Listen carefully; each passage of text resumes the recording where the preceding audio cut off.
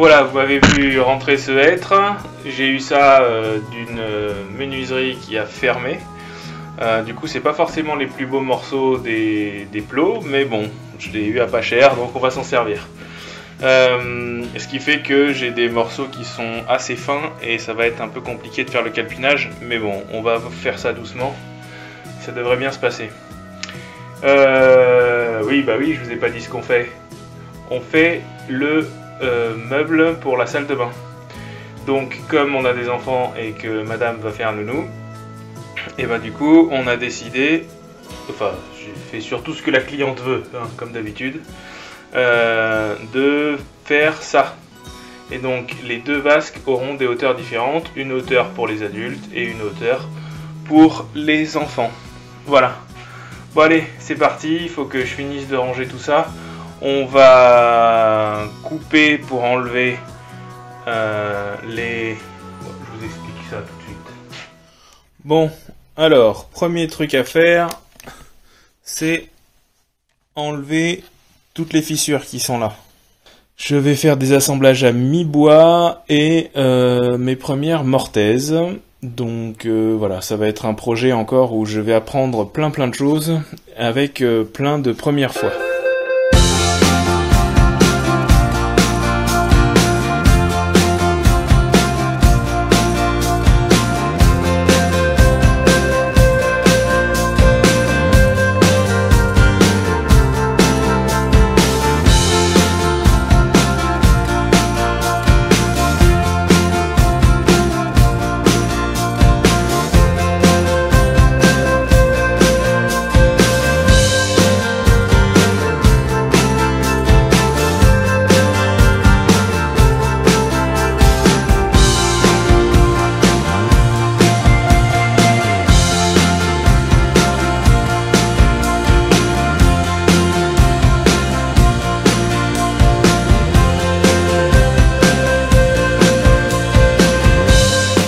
Alors voilà, j'ai arrêté le rabotage des pieds comme ça là, parce que je sais pas si on voit bien.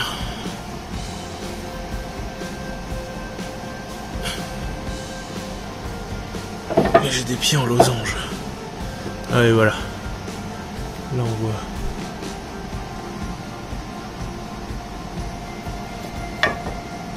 Donc il y a des angles qui sont un peu plus fermé, du coup c'est un peu plus difficile à voir, ou un peu plus ouvert, c'est difficile à voir, et d'autres qui sont, enfin là on voit carrément que c'est ici que ça merdoie quoi. Je suis pas du tout perpendiculaire.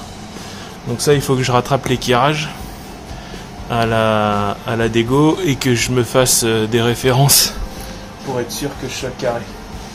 Et j'ai plus que 2 mm de marge là, donc faut pas que je me gourre. Pour régler le problème de fer et d'équerrage, il a fallu que je cherche un petit moment. Donc j'ai coupé les séquences de tout ça et je vais faire une vidéo dédiée sur la rabot d'égo et tous les soucis que j'ai rencontrés. La notice n'est pas forcément exhaustive sur ce genre de problème. Et sur internet j'ai pas trouvé de réponse idéale. Donc je vais essayer de faire un résumé des trucs et astuces que j'ai trouvé et que j'utilise concernant cette rabot d'égo de chez Metabo.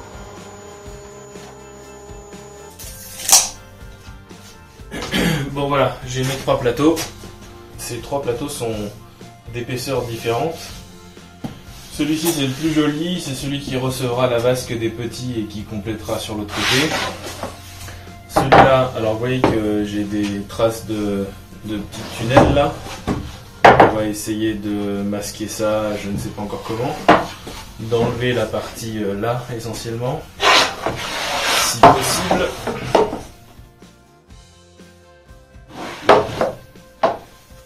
Et là ça...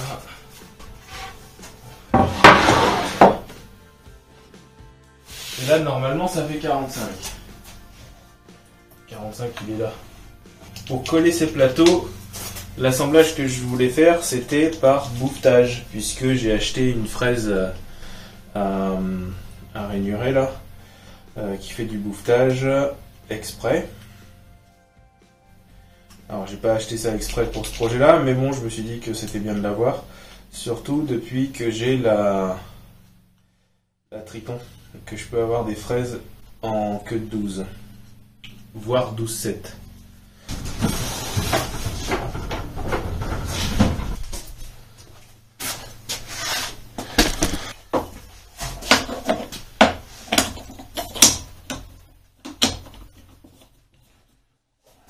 C'est vrai. Alors avec la TRA, il faut mettre sur off à la défonceuse pour avoir le droit de monter en position blocage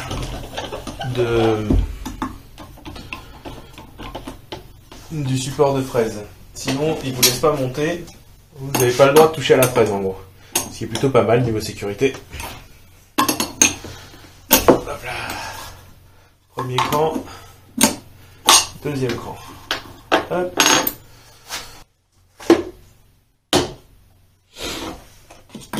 Et une queue de 12. Donc on change le mandrin.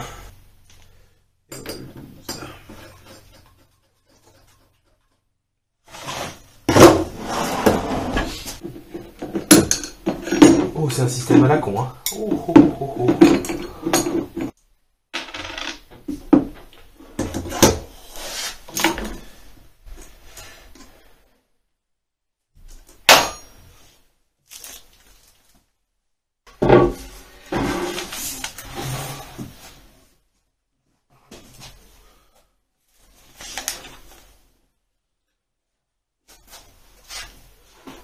Six and a half hours later. Bon voilà, mon premier plateau est en train de coller.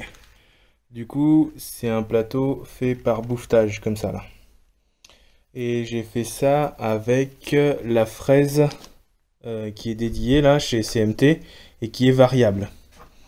Je vais monter là. Et donc, ça permet de faire des choses comme ça. Voilà. Là, et donc en fait, il y a différents montages.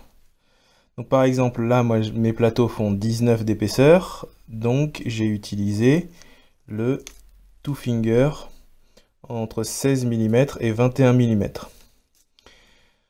Je me suis basé sur la vidéo du Frux Atelier pour faire ça, pour faire les réglages. Et en fait, je pense qu'il y a moyen de faire beaucoup plus simple.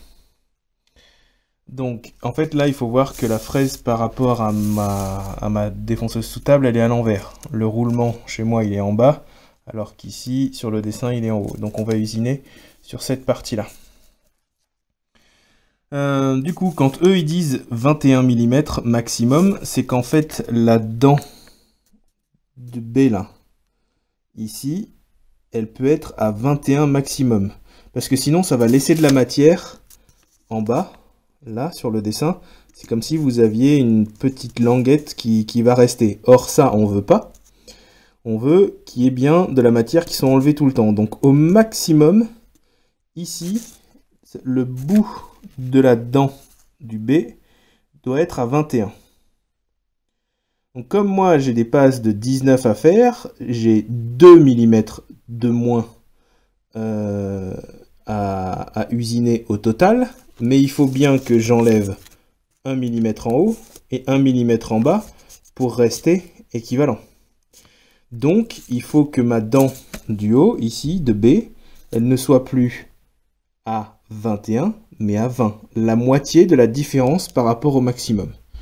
Bon, comme j'arrivais pas vraiment à la régler avec la méthode du Frux Atelier, là, du coup, j'ai essayé ça. Et ben, franchement, ça marche. Bon, après, c'est à des pouillèmes, hein. Mais comme j'ai fait le réglage au réglé de toupilleur, voilà, bon, franchement, ça se joue à 0,2. Si vous voulez que je vous fasse un petit test, bon, c'est pas grave, on va prendre celui-là.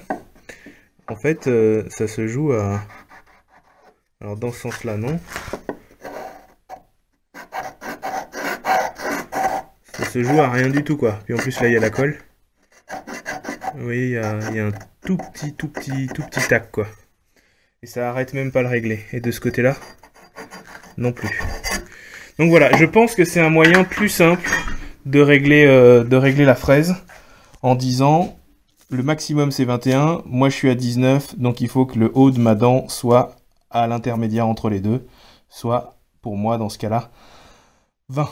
Voilà, si j'avais eu, je sais pas moi, un truc de 18 mm par exemple, eh ben il aurait fallu que je fasse 21 moins 18 divisé par 2. Donc ça fait 1,5, donc il fallait que je me mette à 19,5, ma dent du haut de B là, elle soit à 19,5 de ma platine. Peu importe, hein, si vous le mettez sur une défonceuse, que vous n'avez pas de défonceuse sous table, ça veut dire que par rapport à votre semelle de défonceuse, il faut que ce soit à 19,5. Bref, voilà, vous avez compris la base. Je vais laisser sécher ça pour ce matin. Je vais aller faire d'autres trucs dehors pour mon câble électrique du cabanon, tout ça. Et je reviendrai faire le deuxième plateau, ici, plus tard, sachant que celui-là, il est un peu plus épais. Et celui du haut, il est encore un peu plus épais. À chaque fois, je me suis arrêté sur les besoins le plus épais possible dans les plateaux que j'avais choisis.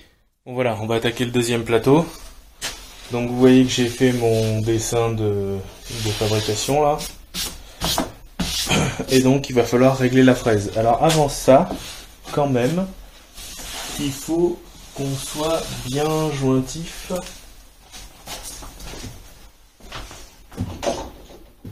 Faut s'assurer, enfin moi j'aime bien m'assurer qu'au collage, ça va le faire.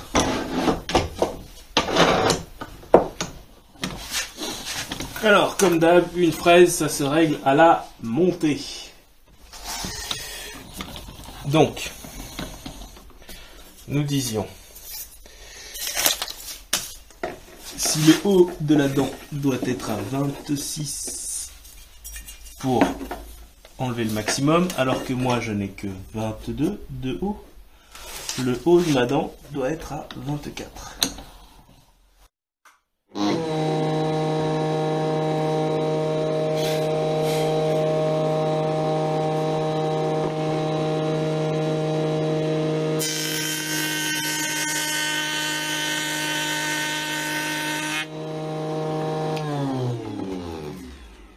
Ah, ça paraît mieux là. 3,64, 3,55. Hop, à des pouillèmes près, c'est bon.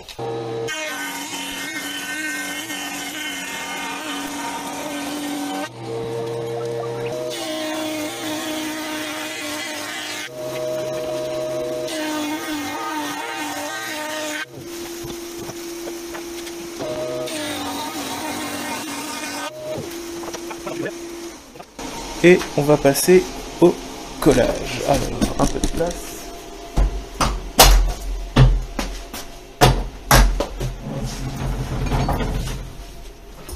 Donc, là-dedans, c'est un peu dégueu.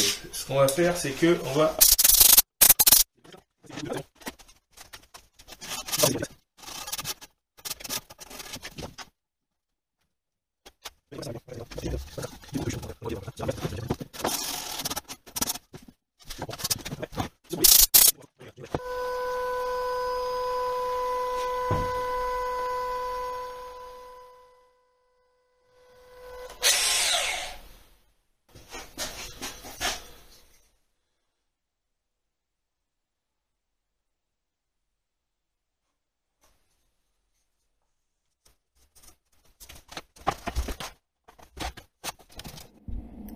Bon voilà, je suis en train de décoffrer, et donc, par rapport à d'autres colles PU, vous voyez qu'en fait celle-là, elle fait pas une espèce de mousse, c'est vraiment un mastic qui colle quoi, qui reste souple.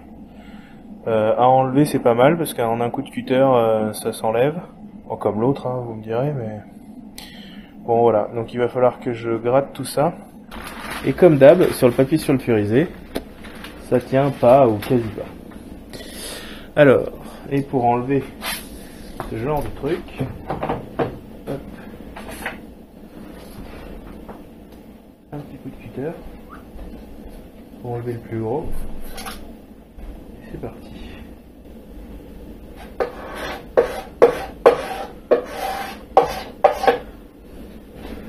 Alors du coup j'ai deux rabots, pour le moment j'en ai que deux. C'est les mêmes, mais j'ai fait deux réglages différents. Un avec une grande lumière pour enlever beaucoup de matière, et un autre avec une lumière plus petite pour enlever moins de matière. Évidemment on commence par le gros et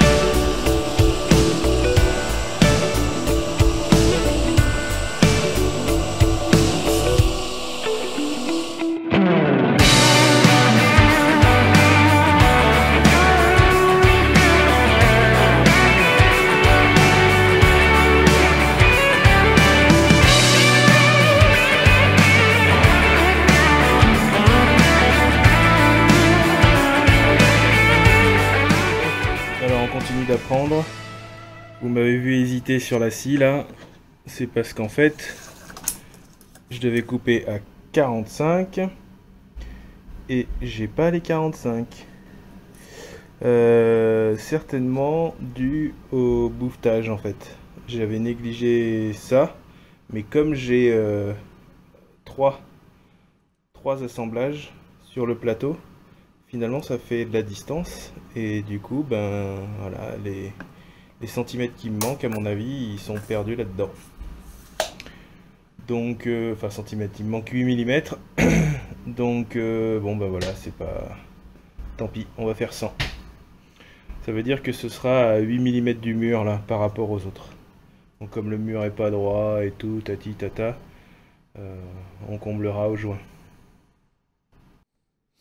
Bon, c'est la première fois que je me sers de ce chariot là. Donc vous voyez que je fais des essais et que j'ai collé une graduation. Ce qui veut dire que ça ne va plus bouger à partir de maintenant. Et je découvre comment ça fonctionne. Donc vous voyez ici, en fait, une fois que c'est bien réglé, donc là je suis à 0. Si je déclipse ça, que je dévisse là, je peux me mettre sur l'angle que je veux. Ce qui est plutôt pratique. Puisqu'il y a une butée, une vraie butée à enquiller. Du coup, j'avais quand même un souci sur ce chariot, c'est que tout l'axage, la mise en parallèle, ben, c'est fait avec mes outils de mesure et ma précision d'œil, quoi. Du coup, bon, c'est voilà. Et là, je viens de découvrir qu'en fait, donc j'ai eu un problème de perpendicularité là-bas, mais alors complet, hein. Complet. Je sais pas ce qui s'est passé, à un moment donné j'ai dû appuyer sur le rail ou je sais pas. Et du coup ben là, vous voyez, je suis à fleur au début, tac, et là c'est le bordel. Donc il me reste encore 1 cm sur ce plateau pour faire des essais, enfin pour faire la coupe finale surtout. Donc voilà, et là donc je viens de découvrir que en fait, donc si vous regardez bien, là-dessous, il y a une semelle pour frotter normalement, puisque c'est ça qui est censé coulisser dans le rail. Vous voyez, ici j'ai mis un rail et c'est censé coulisser dedans. Donc moi je vais l'utiliser à l'envers, mais ce qui est bien surtout, c'est que je vais pouvoir avancer cette partie-là un petit peu si j'ai des coupes d'angle à faire. Voilà, je sais pas, je me démerderai, soit je continuerai la rainure là-bas, j'enlèverai le rail ou j'en sais rien, bref. Si vraiment j'en ai besoin. Mais au moins je peux faire des coupes d'angle facilement avec ce truc-là. Et donc là j'ai découvert qu'en fait on peut régler cette pièce-là là, qui fait le 90 degrés. Elle est indépendante de cette pièce ici. Donc ça, c'est indépendant de ça, et c'est relié par ces 5 vis. Et donc il y a un axe de rotation et 4 vis de fixation. Ce qui permet de faire un réglage fin sur la perpendicularité. Et notamment compenser par exemple un défaut de parallélisme entre notre rail et la lame de scie. On va faire la dernière coupe. Alors je sais pas, peut-être que je teste quand même sur un autre plateau avant. À mon avis, ça pourrait être une idée pour voir la perpendicularité avant de faire la dernière coupe sur celui-là.